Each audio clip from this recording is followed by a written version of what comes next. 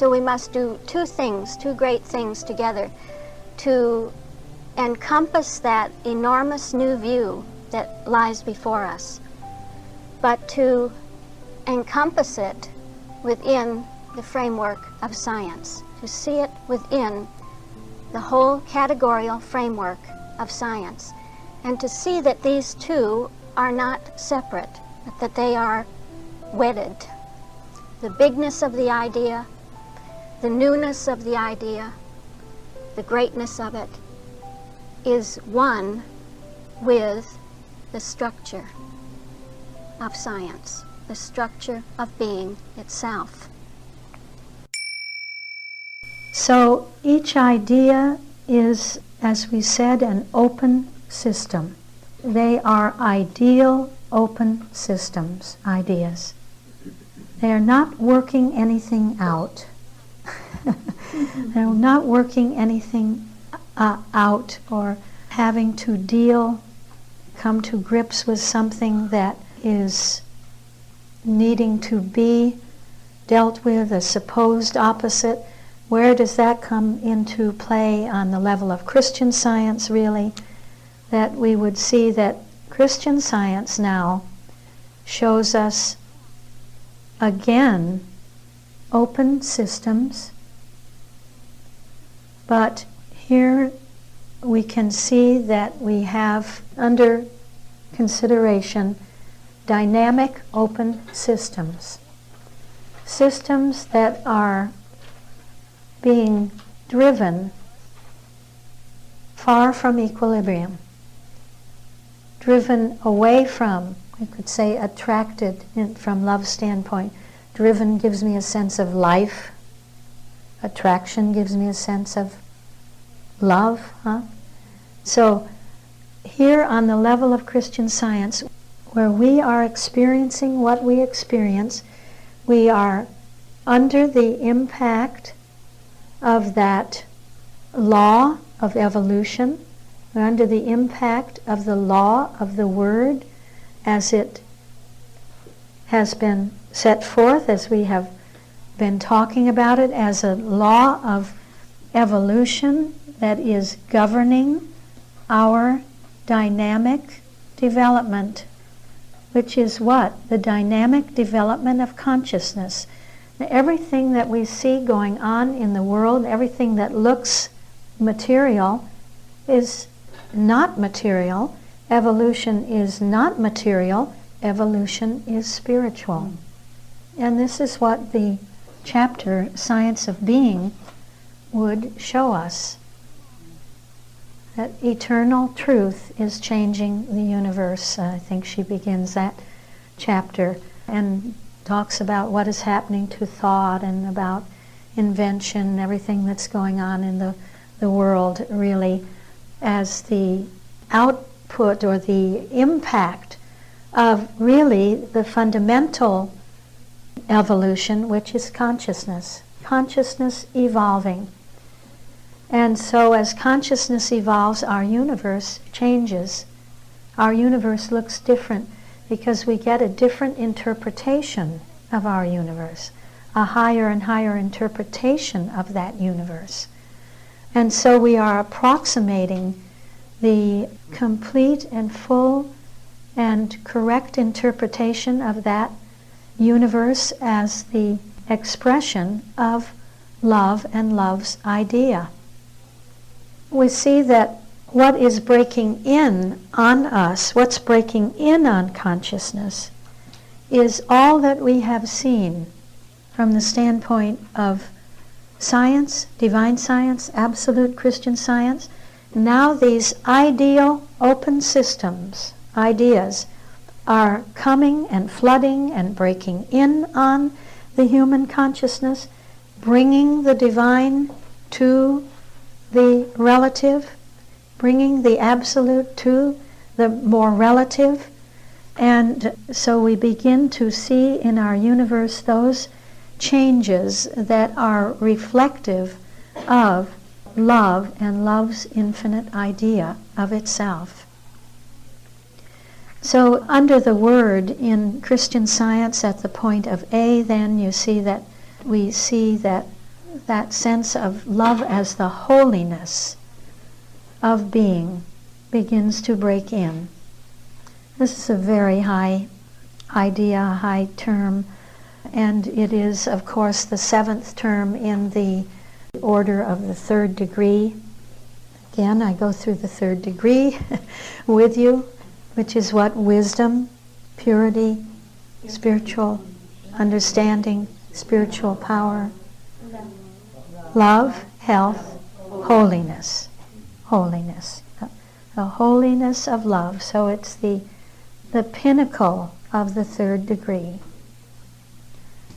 coming in. And what do we begin to become aware of? What do we begin to feel as an atmosphere of love breaking in on us? Golly, can you not feel that sense of the holiness of everything? The holiness of this whole picture, the holiness of our universe, the holiness of our experience. That something is taking care of everything. Something is watching over everything. Something is mothering every detail of being.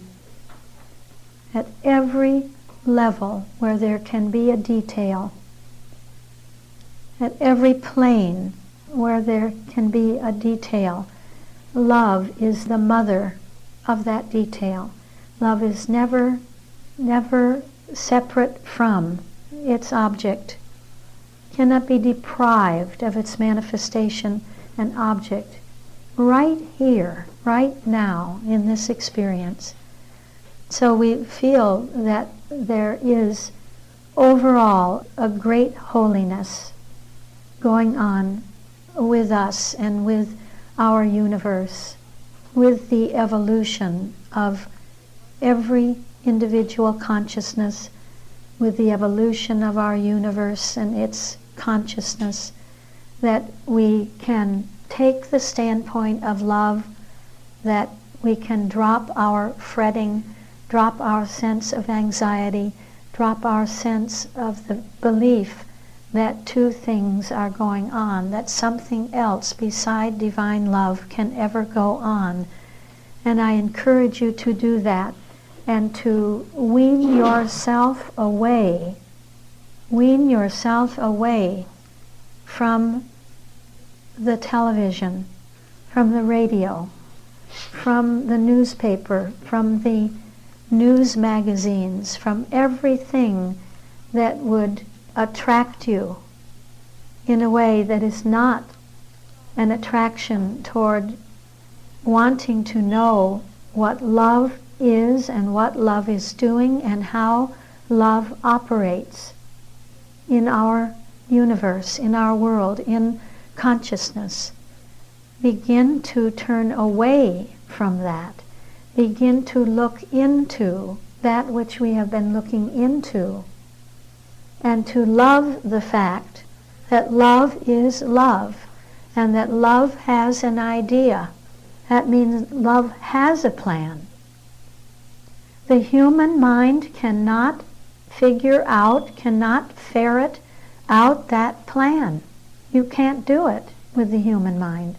Gosh, what does she say in that 7th day in the textbook? She says, let's just read that, huh? That's 5:19 in the Genesis chapter. It's the 7th day of creation and the exegesis, as Mrs. Eddy gives it. She says, thus the heavens and the earth were finished, and all the host of them. This is love as truth. You know that we have two subtones in that 7th day. Love as truth and love as love. Love as truth, thus the heavens and the earth were finished, and all the host of them. Thus the ideas of God in universal being are complete and forever expressed. For science reveals infinity and the fatherhood and motherhood of love. See, yeah, she lifts it. She says it's the fatherhood of love and the motherhood of love. This is the superabundance of love, to be both father and mother. Elsewhere she says love alone is life. Love alone is life. Human capacity is slow to discern and to grasp God's creation. That's what we've been looking at, God's creation. But the human capacity is slow to discern that, slow to grasp that. To grasp that creation and the divine power and presence which go with it, demonstrating its spiritual origin. Actually, you can hear a beautiful sense of the four there, that human capacity is slow to grasp what? God's creation, Word, and the divine power, Christ, and presence, Christianity, which go with it, demonstrating its spiritual origin, science. Mortals can never know the infinite until, what a love sense, that there's an until. Doesn't say you're out. It says you're in. Until they throw off the old man and reach the spiritual image and likeness. What can fathom infinity? What can fathom infinity? Have we seen this week? What is it? It's the calculus, isn't it? The calculus fathoms the infinite. Yeah, at every level. At every level, the calculus, the fourfold operation of God fathoms the infinite. You see that if you have something that's infinite, it is by definition in the dictionary unfathomable. But that which unlocks that unfathomableness and makes it fathomable is the idea that principle has. That it provides us with its idea, that it provides us with its calculus. And it is that calculus that enables us to have infinity fathomed. How shall we declare him? Beautiful sense, because, the whole order of the word is God declaring himself. Now we come to the seventh day. The question is, how shall we declare him? Till, in the language of the apostle, we all come in the unity of faith and of the knowledge of the Son of God unto a perfect man, unto the measure of the stature of the fullness of Christ. So there may be another 4 there. How shall we declare him?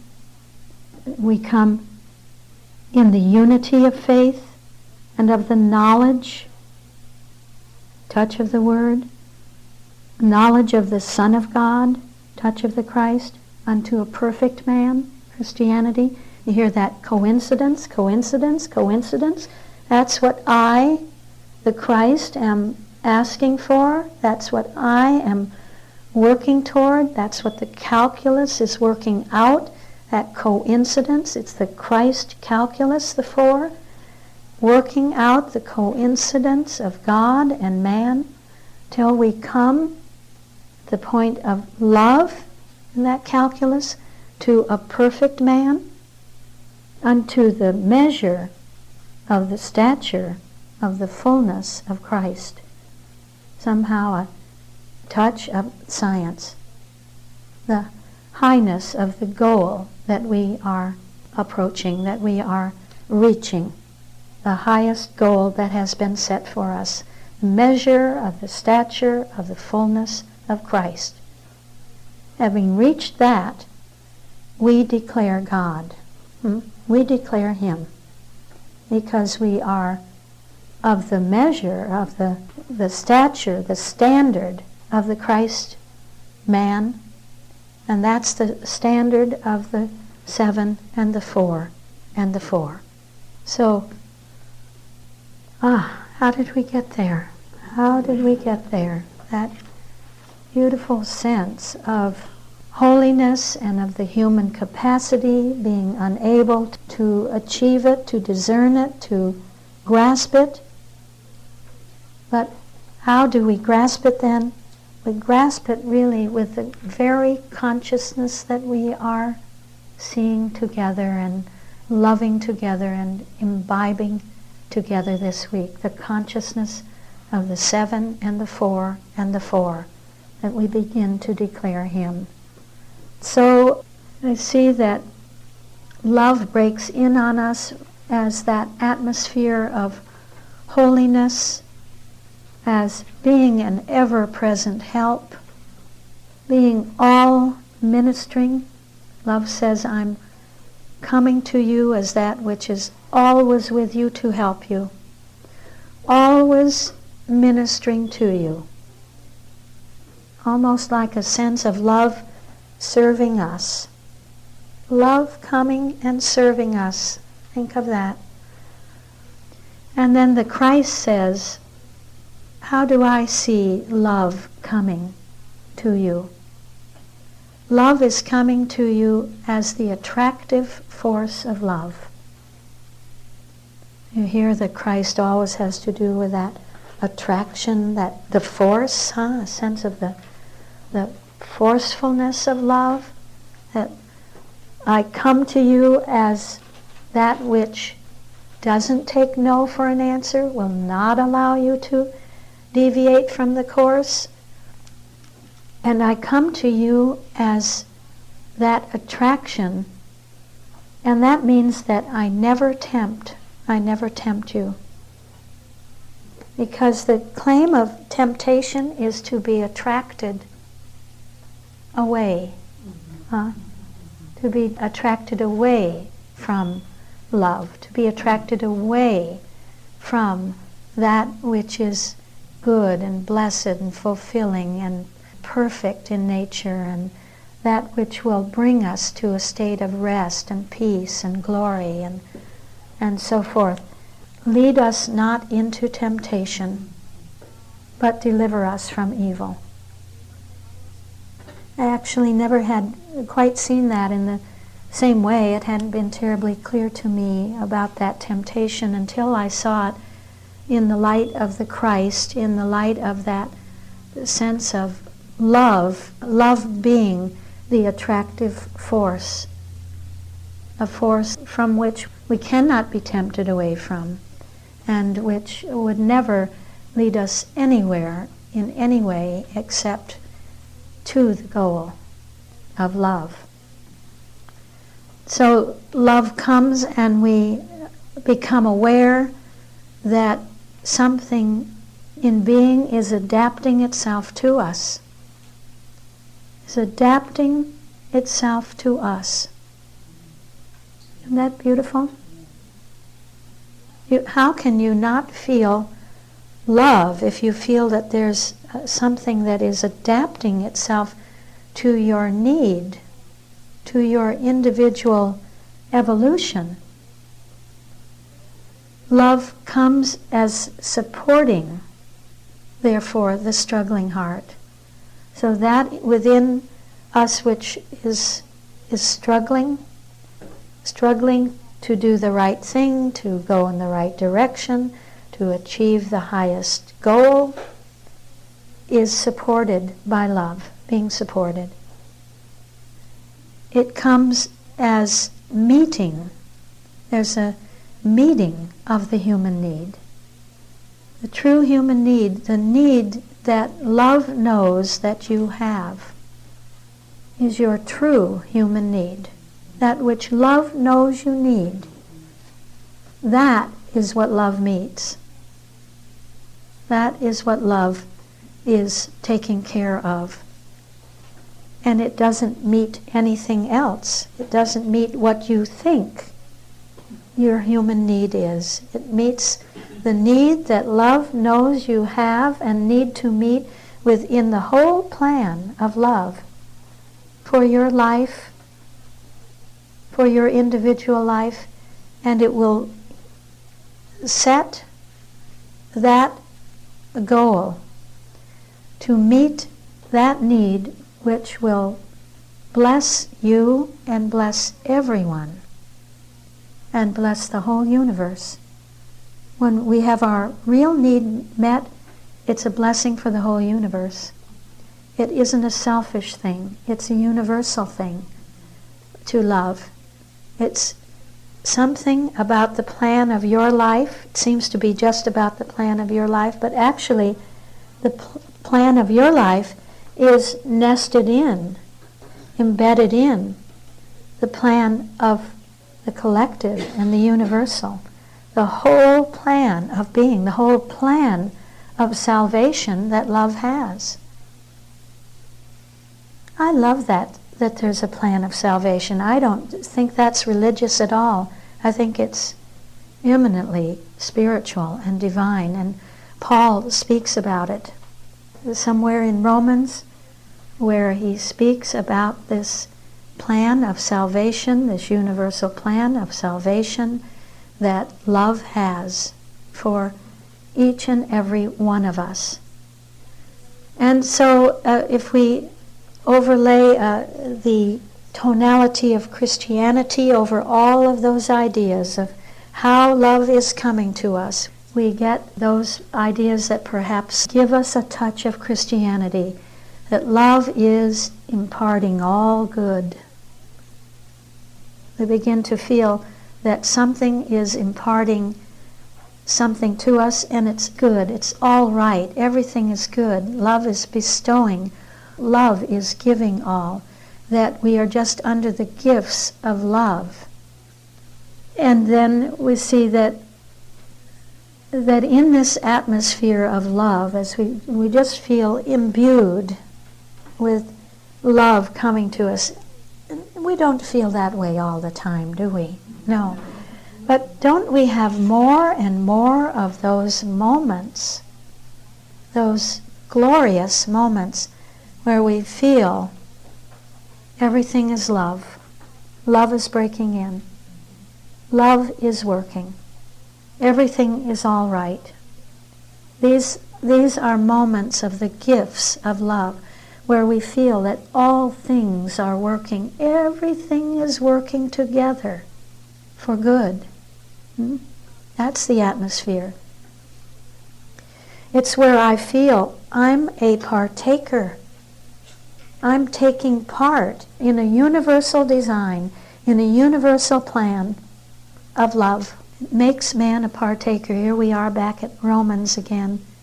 The law of Romans, it's tied intimately to that sense of man being a partaker. And so what would science say about that atmosphere of love that is coming to you and to me and really beginning to break in on all mankind? Science would say this is the impartiality. Can you feel the impartiality of love? That love is impartial.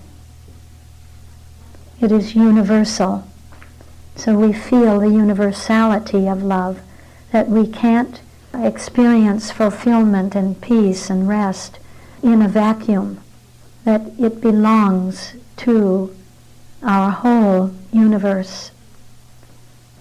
So we feel that peace and rest and glory right in the face of a supposed opposite, right in the face of what the Wall Street Journal says and the Los Angeles Times says and the New York Times says,